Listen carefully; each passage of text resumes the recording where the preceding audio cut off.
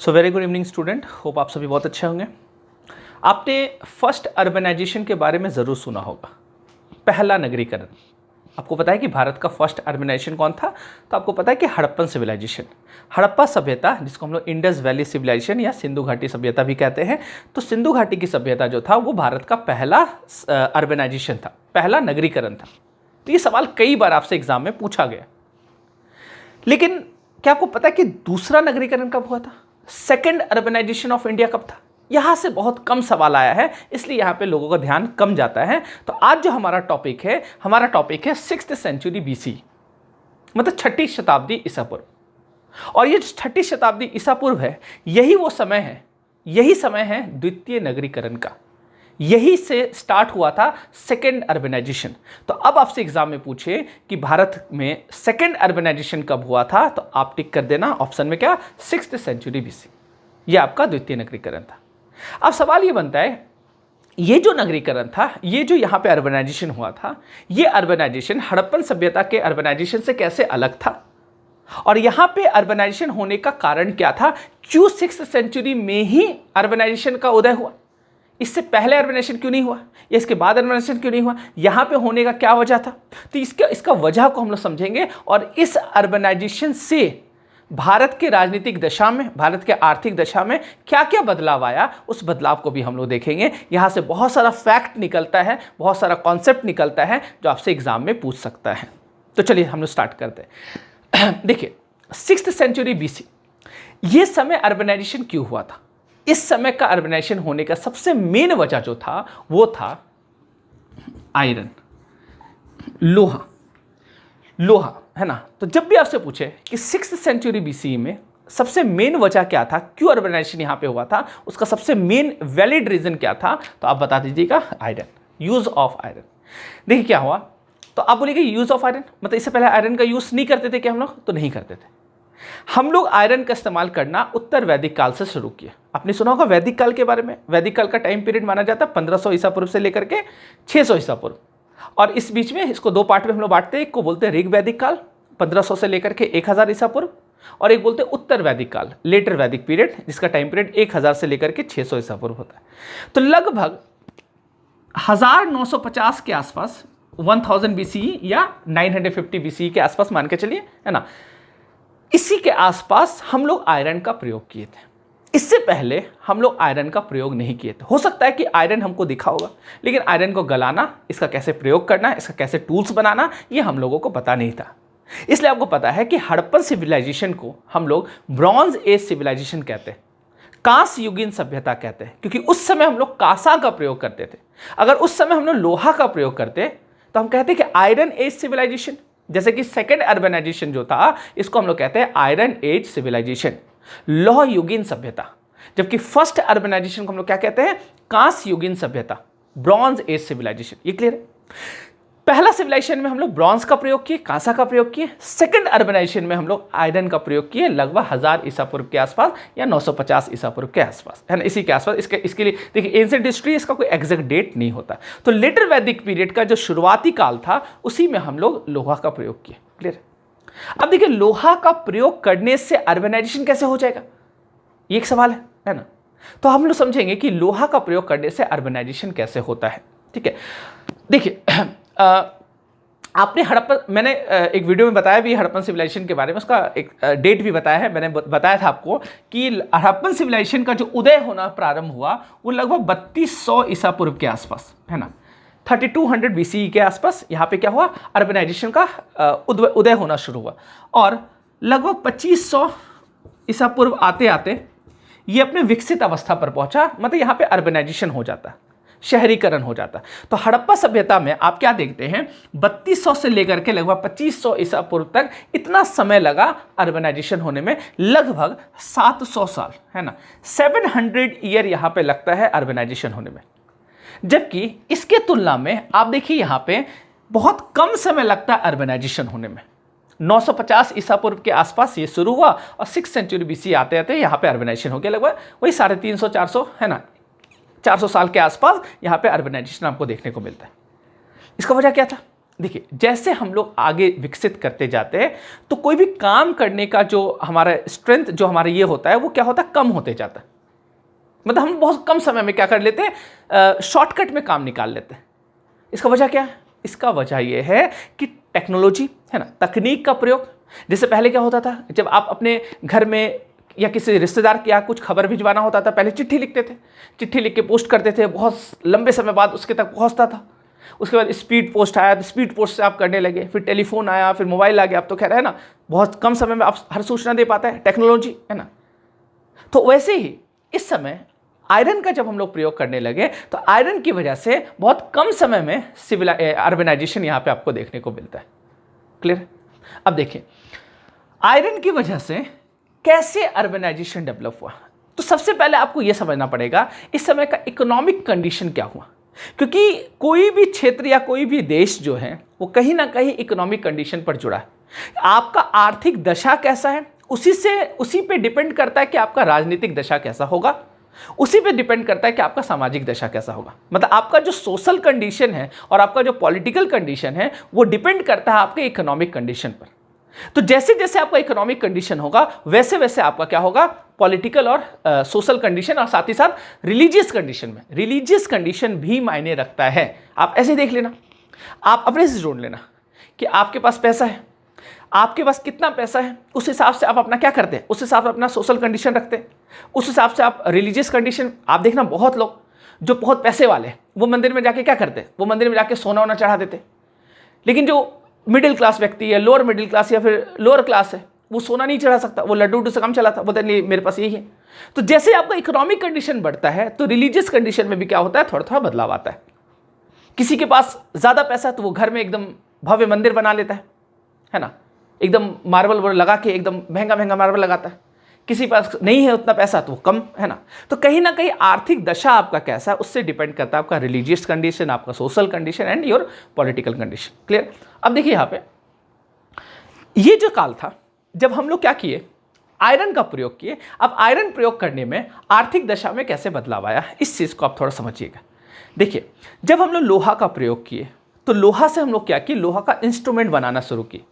मतलब लोहा का उपकरण बनाना हम लोग क्या करेंगे, शुरू करेंगे, लोहा का टूल्स बनाना शुरू करेंगे। जैसे लोहा का हम लोग कुदाल बनाएंगे, लोहा का हल बनाएंगे, कुल्हाड़ी बनाएंगे। तो ये सब लोहा का बनना शुरू हुआ। इससे क्या हुआ, इससे ये हुआ कि वनों को काटा जाने लगा। वन को जब काटा गया तो उसको, और जो ज़मीन बना उसको कृषि योग्य भूमि हम लोग बनाना शुरू कर देंगे।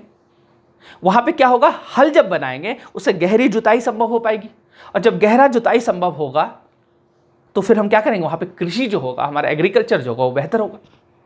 आप ऐसे समझना, आपने सुना होगा हड़प्पन सिविलाइजेशन के बारे में कि हड़प्पा सभ्यता जो था वो पूरब में कहाँ तक फैला हुआ था। पूरब में आपने पढ़ा होगा आलमगीरपुर, जो कि यूपी में पड़ता है। इसका मतलब उत्तर प्रदेश के पूरब में हड़प्पन सिविलाइजेशन का विकास नहीं हुआ था। तो जब हड़प्पन सिविलाइजेशन का विकास पूरब साइड में नहीं हुआ था तो पूरब साइड में क्या था, तो पूरा जंगली एरिया था, पूरा जंगल था, वन था। तो अब क्या होगा, जैसे जैसे हम लोग आयरन का प्रयोग करेंगे, अब उस घना जंगल को काटना बड़ा मुश्किल है जब तक आप लोहा का प्रयोग नहीं करेंगे। तो अब जब लोहा का प्रयोग हम लोग करने लगेंगे तो उसके पूरब में भी क्या होगा, जो वन है, जो जंगल है, उसको हम लोग काटना क्या करेंगे, शुरू करेंगे, और ज़मीन को क्या करेंगे, अच्छा ज़मीन बनाएंगे, मिट्टी को क्या करेंगे, कोड़ पाएंगे, क्योंकि हमारे पास लोहा का उपकरण हो गया। तो उससे क्या होगा, एग्रीकल्चर क्या होगा, बेहतर होगा। तो आप समझना, लोहा का प्रयोग करने के कारण क्या हुआ, आर्थिक दशा में क्या हुआ, बदलाव आया। साथ ही साथ राजनीतिक दशा में कैसे बदलाव आएगा, तो राजनीतिक दशा में बदलाव ऐसे आएगा कि जब लोहा का प्रयोग करना हम लोग शुरू कर दिए तो उससे क्या हुआ, अब हम लोग जितने राजा महाराजा थे वो लोग क्या करने लगेंगे, लोहा का हथियार बनाना शुरू करेंगे। अब लोहा का हथियार बनेगा, अब तीर बनेगा, अब तलवार बनेगा, अब भाला बनेगा। तो अब लोहा का हथियार बनना क्या होगा, शुरू होगा। इससे पहले लोहा का हथियार नहीं होता था, लोग लाठी डंडा से काम चला लेते थे। अब बोले नहीं, अब लोहा का हथियार। तो अब जो राजा के पास, जिस राजा के पास ज़्यादा लोहा का हथियार रहेगा वो उतना ही पावरफुल होगा। तो यहाँ पे संसाधन को लेकर के एक क्या होगा, एक तरह से कंपटीशन बढ़ जाएगा कि किसके पास कितना संसाधन, उस हिसाब से वही बड़ा क्षेत्र में क्या होगा, राज करेगा। तो आप क्या देख रहे हैं, इकोनॉमिक कंडीशन जैसे बदला, आपका पॉलिटिकल कंडीशन भी क्या हो जाएगा, बदलाव हो जाएगा। धार्मिक दशा भी बदलेगा। धार्मिक दशा कैसे बदलेगा, आप देखिएगा 6th सेंचुरी BCE के आसपास ही, यहीं पे क्या होता है, इसी के आसपास बड़े बड़े दार्शनिक का उद्भव होता है भारत में, बड़े बड़े फिलोसफर का। देखिए फिलॉसफी जो होता है वो कब आता है? जब पेट भरता है आपका। पेट भरेगा तभी तो फिलॉसफी आएगा। इसलिए देखिएगा इस समय जितने दार्शनिक आए सब उच्च घराने से, सब संपन्न घराने से, जिनके पास पैसा खाने पीने का कोई दिक्कत नहीं है, सब राजघराने से डिपेंड करे। महात्मा बुद्ध राजा का बेटा, महावीर स्वामी राजा का बेटा, पार्श्वनाथ राजा का बेटा, आप समझ रहे, सब राजा का बेटा, बड़े बड़े लोग हैं जिनका पेट संपन्न हुआ। होता क्या है कि जब आपका पेट भरता है तभी तो आप सोच पाते हैं। अभी आपका पेट ही नहीं भर रहा तो आप कहां से सोच पाएंगे? अभी आपका पेट नहीं भरा, आप क्या सोचिएगा? आप सोचिएगा क्या, अरे आज का तो व्यवस्था हो गया, कल अब कैसे खाना का व्यवस्था करें। आप खाना के बारे में सोचिएगा, आप अपने काम के बारे में सोचिएगा। लेकिन जैसे आप मान लीजिए आपका घर है, एकदम घर बंगला बना लिए, सोफा वोफा लगा लिए, एसी लगा लिए, बंगला बड़ा सा है, गाड़ी बाहर में रखा हुआ 10-10 रो, एकदम ऐसो आराम का जिंदगी। अब आप सोच रहे, सोफा में बैठ गए, पैर टेबल पर रख दिए, अब सोच रहे कि मैं कौन हूं, मेरे इस धरती पे आने का उद्देश्य क्या है, ये आत्मा क्या होती है, ये परमात्मा क्या होती है, ये मृत्यु क्या है, क्या मरने के बाद भी जीवन है? तो आप समझना, ये विचार आपके मन में कब आएगा? ये विचार आपके मन में आएगा जब आप संपन्न हो जाइएगा। यही वजह है कि 6th सेंचुरी BC आते आते यहाँ पे संपन्न होना लोग शुरू हुए। यहाँ पे बौद्ध दर्शन का उद्भव होगा, यहाँ पे महावीर स्वामी जैसे दार्शनिक जैन दर्शन का क्या करेंगे, विकास करेंगे। तो यहाँ पे देखिएगा मखली गोशाल आएंगे, यहाँ पे मखली पुत्र गोशाल है ना, जो आजीविक दर्शन अपना देंगे, है ना। तो अलग अलग दार्शनिक लोग यहाँ पे क्या होंगे, यहाँ पे आना शुरू हो जाएंगे। क्लियर? 6th सेंचुरी BC के बाद लगातार दर्शन का उद्भव होगा, है ना, चारवाक दर्शन, है ना। तो बहुत सारा यहाँ पे क्या होगा, बहुत सारा दर्शन यहाँ पे आपको देखने को मिलेगा। क्लियर है? अब देखिएगा, तो मैंने आपको बताया कि यहाँ पे क्या क्या हो रहा है। अब थोड़ा सा इस चीज को समझिएगा, जब ये सब चीज बदलाव होगा, रिलीजियस कंडीशन बदलेगा, सोशल कंडीशन बदलेगा, सब चीज होगा, तो यहाँ पे अब देखिए पहले क्या होता था, बार्टर सिस्टम चलता था। वस्तु विनिमय पद्धति आपने सुना होगा कि वस्तु देकर के वस्तु लेना। किसी को धान का जरूरत होता था तो वो गेहूं देकर के धान ले लेता था। किसी को यव का जरूरत होता, यव समझते हैं ना, जौ, है ना। जौ को दरअसल जौ नहीं, जौ गलत उच्चारण है, यव जो होता वो क्या होता, सही उच्चारण। आप ऋग्वेद पढ़िएगा तो ऋग्वेद में क्या लिखा हुआ, ऋग्वेद में लिखा हुआ यव, है ना, क्या लिखा हुआ, यव, है ना। तो दरअसल क्या होता है कि भाषा में जब पकड़ नहीं होता है, जब हम लोग शब्दावली का उच्चारण सही से नहीं कर पाते हैं, कोई एक टर्मोलॉजी या कोई जो अल्फाबेट होता है उसको हम लोग ठीक से नहीं बोल पाते, तो धीरे धीरे क्या होता है, बिगड़ जाता है। जैसे आप देखिए बिहार, बिहार का क्या मतलब है, बिहार का कोई मतलब नहीं है, बिहार नहीं होता, विहार होता है। लेकिन व और ब में अंतर हम समझ नहीं पाए कि विकास बोलना है कि विकास बोलना है, होता विकास। इसलिए देखिएगा विकास कभी कभी क्या हो जाता है, विकास हो जाता है, उसका नाम भी विकास हो जाता है, सर्टिफिकेट भी नाम लिख देता है विकास ब करके, बी, है ना, जबकि वी होता है, विकास व होता है, वही बिहार हुआ। तो विहार हुआ, विहार का मतलब होता है, बिहार का कोई मतलब थोड़ी होता, समझ पा रहे। वैसे ही य और जौ में प्रॉब्लम होता है, बहुत सारे उच्चारण में प्रॉब्लम होता है। आप देखना, बहुत लोग योगी को जोगी बोलते हैं, है ना, यजमान को जजमान बोलते हैं, ठीक है। वैसे ही जौ जो है वो बिगड़ के क्या हो गया, सॉरी यव जो है ये बिगड़ के क्या हो गया, जौ हो गया, य जौ, है ना। बहुत जगह पे आप देखिएगा बहुत सारा नाम क्या हो गया, चेंज हो गया बिगड़ने के कारण। तो उच्चारण की वजह से धीरे धीरे धीरे धीरे क्या होता है, नाम बदलाव होता है। बहुत सारा आप देखिएगा, है ना, बहुत सारा पर्शियन टर्म है जो बिगड़ गया, है ना। जैसे मोजा होता है तो हम लोग उसको मौजा बोल देते हैं, देखिए बहुत सारा ऐसा, बहुत सारा, ठीक है। तो इस तरह का बहुत सारा टर्म आपको मिलेगा। तो खैर चलिए, तो आप समझना, तो किसी को यव का जरूरत है तो क्या करेगा, गेहूं देकर के यव ले रहा है, मतलब वस्तु देकर के वस्तु लेना, मतलब वो सिस्टम जो होता है उसको क्या बोलते हैं, बार्टर सिस्टम। और बार्टर सिस्टम पहले चलता था, लेकिन ये जो अर्बनाइजेशन था वो इतना बड़ा अर्बनाइजेशन था कि अब बार्टर सिस्टम से काम चलने वाला नहीं था। तो अब क्या होगा, अब लोग क्या करेंगे, अब इकोनॉमिक्स क्या होगा, अब भारत का जो इकोनॉमी है वो क्या होगा, मोनेटाइज होगा, मौद्रिकरण होगा। मतलब अब अर्थव्यवस्था का मौद्रिकरण होना शुरू हुआ। याद रखिएगा, भारत में पहली बार अर्थव्यवस्था का मौद्रिकरण कब हुआ था, 6th सेंचुरी BC में पहली बार सिक्का का प्रयोग इसी टाइम में होता है। इससे पहले सिक्का का प्रयोग नहीं होता था। मैंने बताया आपको, वस्तु विनिमय पद्धति यहाँ पे क्या होता था, चलता था। तो आपसे ये भी एग्जाम में सवाल पूछेगा कि यूज ऑफ कॉइन पहली बार हम लोग कब किए थे, या पहली बार इकोनॉमी का मोनेटाइजेशन कब हुआ था, तो आप बता दीजिएगा 6th सेंचुरी BC में। क्लियर? अब देखिए यहाँ पे, अच्छा जैसे कि मैंने बताया, राजा का शक्ति में बढ़ोतरी हुआ, अर्थव्यवस्था में बढ़ोतरी हुआ, है ना, रिलीजियस कंडीशन में बदलाव हुआ, सब चीज में बदलाव हुआ। राजा कंडीशन में जो बदलाव हुआ, तो यहाँ पे देखिएगा धीरे धीरे हम लोग किस तरफ बढ़ेंगे, मैं आपको एक एग्जाम्पल से समझाता हूँ, एक मिनट। देखिए, आपने महाजनपद के बारे में सुना होगा। यही वो समय है जहां पे राइज ऑफ महाजनपद का उदय हुआ था।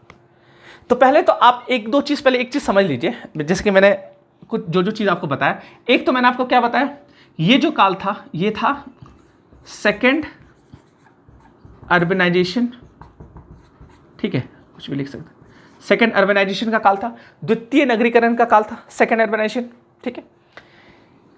ये जो काल था, इसी काल में हम लोग क्या करने लगे, यूज ऑफ आयरन, मतलब आयरन की वजह से हमारा क्या हुआ, नगरीकरण हुआ। इसी काल में हम लोगों ने क्या किया, यूज ऑफ, मैंने आपको बताया कॉइन, है ना, कॉइन, सिक्का का प्रयोग किया। अच्छा, अब यहां पे एक चीज सवाल है, ये जो कॉइन था ये किस तरह का कॉइन था?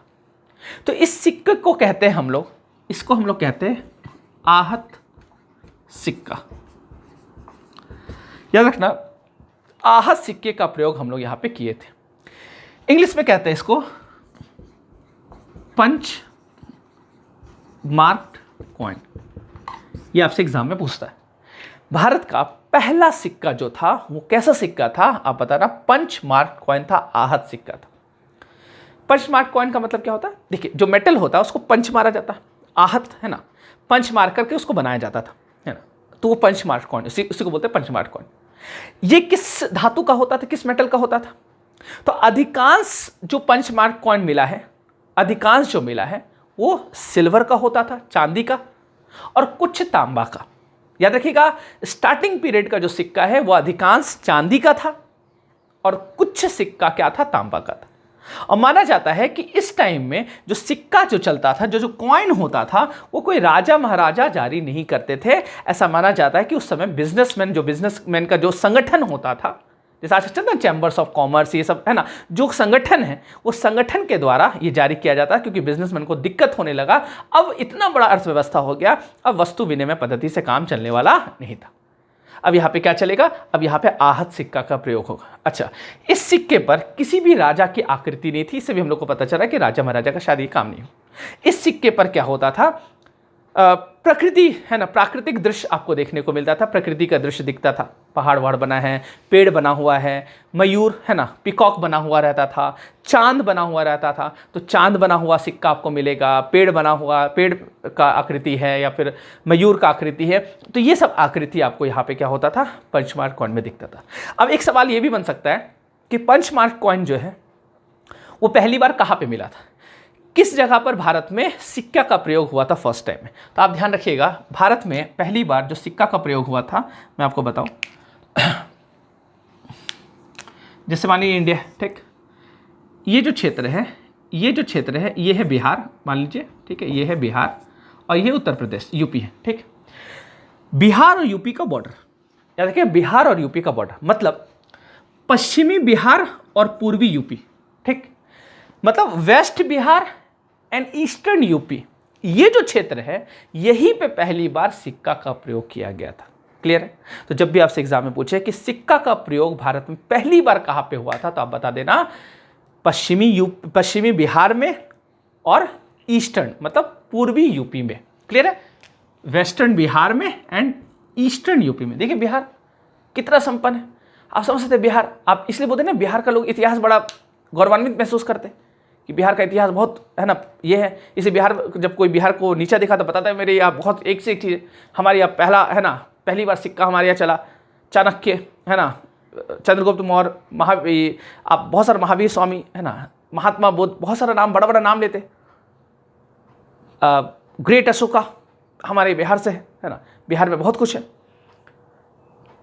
First president of India Bihar से, बड़ा बड़ा नाम लेते। अब सामने वाले पूछा अच्छा अभी क्या, अभी वर्तमान में था, बोले वर्तमान तो कुछ दिख ही नहीं रहा उसको, है ना, वो फिर, है ना, बोलते नहीं इतिहास में बात करो, वर्तमान नहीं। तो खैर चलिए, तो आप समझना, तो बिहार में तो खैर, है ना, बहुत कुछ। पहला, हाँ, ये भी बोलते हैं फर्स्ट एम्पायर, पहला साम्राज्य जो भारत का था, मगध साम्राज्य, कहाँ है? बिहार, है ना।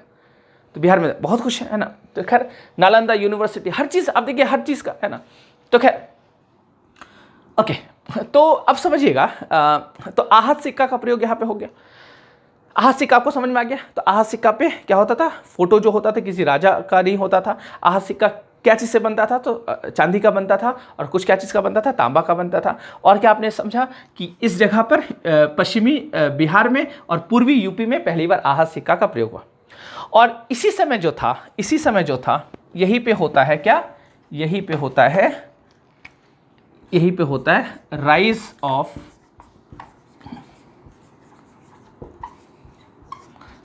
महाजनपद, है ना, राइज ऑफ महाजनपद का उदय। यही समय है जब महाजनपद का उदय होता है। महाजनपद क्या होता है, मैं आपको थोड़ा समझाता हूं। देखिए महाजनपद क्या होता है, समझिएगा। देखिए, जब ऋग्वैदिक काल था उस समय कबीले में लोग क्या रहते थे। अब एक कबीला, छोटा सा कबीला मान लीजिए, उस कबीले में 80-90-100 लोग के आसपास लोग रहते थे। अब उस कबीले में ही क्या होता था, जो सबसे योग्य व्यक्ति होते थे वो क्या हो जाते थे, वहां के मुखिया हो जाते थे। ठीक, तो उस कबीले को क्या बोला जाता था, जन। क्या बोला जाता था, जन। ठीक, अब क्या हुआ, लेटर वैदिक पीरियड जब आता है, ऋग्वैदिक काल में तो जन चला, जन मतलब कबीला। जब उत्तर वैदिक काल आया तो अब क्या हुआ, दो जन मिलकर आपस में समझौता करने लगे। जन मतलब कबीला। देखिए होता क्या है, ऋग्वैदिक पीरियड में लोग, आर्थिक दशा उनका जो था वो उनका जो फर्स्ट ऑक्यूपेशन होता था, मेन ऑक्यूपेशन जो होता था वो होता था पशुपालन, एनिमल हस्बेंड्री। कृषि जो होता था वो सेकेंडरी होता था। तो जहां पे पशुपालन पहला पेशा अगर आपका है तो आप स्थायी जीवन व्यतीत नहीं करिएगा, आप क्या होइएगा, भटकते रहिएगा। जहां पे घास का मैदान देखे वहीं पे आप, है ना, कुछ दिन रहे, वहां पे घास खत्म होने लगा तो वहां से आप पलायन कर जाइएगा, माइग्रेट कर जाइएगा, दूसरी जगह चल जाइएगा। लेकिन अगर आप कृषि करना शुरू कीजिएगा तो आपको स्थायी वहां पे जीवन क्या करना, व्यतीत करना पड़ेगा। यही वजह था कि ऋग्वैदिक पीरियड में जो लड़ाई होता था कबीले का आपस में, वो लड़ाई का वजह क्या होता था, वजह होता था पशु, गाय, कि जिसके पास, जिस कबीले के पास जितना ज्यादा गाय है वो इतने ही संपन्न है, वो अंबानी है, और जिसके पास कम गाय है वो रामलाल रिक्शा वाला। समझ पा रहे? तो आप समझना, वो डिपेंड करता था कि पशु किस कबीले में ज्यादा है, गाय किस कबीले में ज्यादा है, वो कबीला संपन्न होता था। तो लोग लड़ाई कैसे करते थे, अपने गाय की रक्षा करना और सामने वाला गाय का कबीला को छीन लेना। यही वजह था ना कि ऋग्वैदिक पीरियड में पुत्र प्राप्ति की चाह ज्यादा होती थी, कि भगवान हमको पुत्र दे दो, क्योंकि पुत्र जितना होगा उतना लाठी, है ना, उतना ही हम सामने वाला कबीला से क्या कर पाएंगे, लड़ पाएंगे। तो ये चाहत होती थी लोगों। तो आप समझना वैसे ही। लेकिन लेटर वैदिक पीरियड में सब बदल गया। जब हम लोग आयरन का प्रयोग करने लगे, यूज ऑफ आयरन जब होने लगा, तो अब क्या होगा, कृषि बहुत अच्छा होगा। एग्रीकल्चर हमारा मतलब अर्थव्यवस्था का सबसे मेन ऑक्यूपेशन क्या हो जाएगा, आप लोगों का मेन ऑक्यूपेशन, जो प्रमुख पेशा हो जाएगा वो हो जाएगा क्या चीज, कृषि, एग्रीकल्चर। और एनिमल हस्बेंड्री जो है वो कहां हो जाएगा, वो द्वितीय पेशा में आ जाएगा, सेकेंडरी में आ जाएगा। तो अब क्या होने लगा, लेटर वैदिक पीरियड जैसे जैसे आया, तो आप बताइए, जब कृषि आपका मेन पेशा हो जाएगा तो आपका जीवन स्थायी हो जाएगा। अब आप स्थायी जीवन व्यतीत कीजिएगा वहां पे।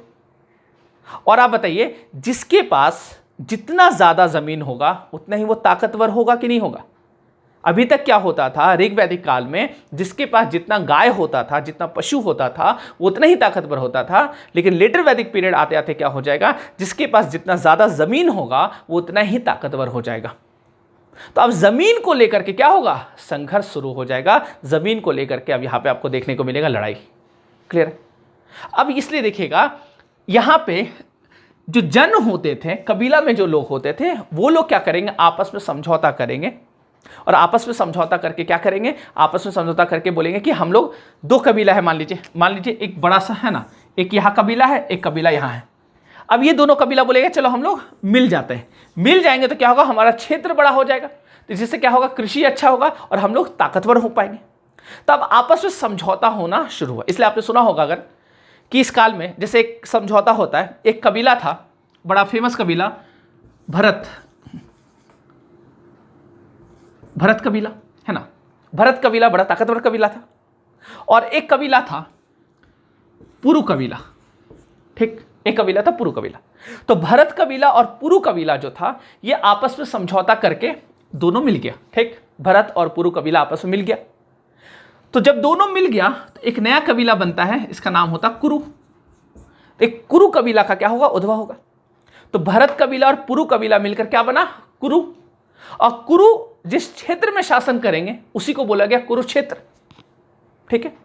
और इसी कुरु कबीले के दो फैमिली, एक पांडव और एक कौरव, और आपने महाभारत सुना ही होगा, ठीक है। तो खैर अब समझना, तो जन जो है, जब दो जन आपस में समझौता कर लिए, देखिए आज भी राजनीति में समझौता होता है ना, तो जब दो जन आपस में समझौता कर लिए तो जन से अब ये बन जाएगा क्या, अब ये बन जाएगा जनपद। क्लियर है, जन से क्या बना, जनपद। और जब जनपद जो है ये और विस्तार होगा और बड़ा हो जाएगा, तो जो जनपद बहुत विशाल हो जाता है उसी जनपद को हम लोग क्या कहेंगे, उसी जनपद को हम लोग कहेंगे, आप बताइए क्या कहेंगे, महाजनपद। उसी को हम लोग क्या कहेंगे, महाजनपद। समझ पा रहे महाजनपद कहां से आ रहा है, तो महाजनपद समझ में आ रहा है कहां से आ रहा है, जन से बना जनपद और जनपद से बना महाजनपद। क्लियर है। अब महाजनपद के बाद क्या होगा बताइए, अगला स्टेप क्या होता है, अगला स्टेप होता है क्या चीज का, एम्पायर, साम्राज्य। तो अब जो बनेगा वो क्या बनेगा, साम्राज्य बनेगा। तो महाजनपद के बाद आपने सुना होगा कि 16 महाजनपद था, मतलब 16 जनपद ऐसा था जो बहुत बड़ा था, उसको महाजनपद कहा गया। और वो 16 महाजनपद में जो सबसे शक्तिशाली महाजनपद था वो था कौन, मगध। और मगध महाजनपद जो था वही क्या बना, भारत का पहला साम्राज्य।